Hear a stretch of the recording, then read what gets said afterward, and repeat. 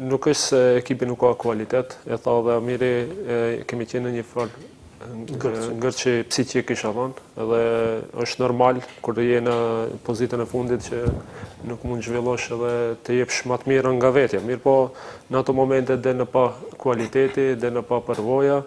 mendoj se ekipi jonë ka lojtar kualitativ, ka lojtar me përvojë që din të nxirren nga këto situata dhe jemi duke dëshmuar këtë gjysmë sezon,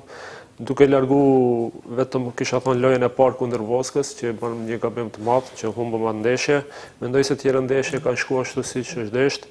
edhe ajo ndaj Rabotničkit nuk ishte se merituam të humbim. Kishim mendoj se ishte një lojë e zhvilluar për një baraz, sepse nuk ishte edhe Rabotnički që na pakte një pikë, nuk ishte Rabotnički që na dominoi apo të bëj diçka raste të pastra. Mirë po, kjo është, futbolli çdo nuk të jep atë që meriton ose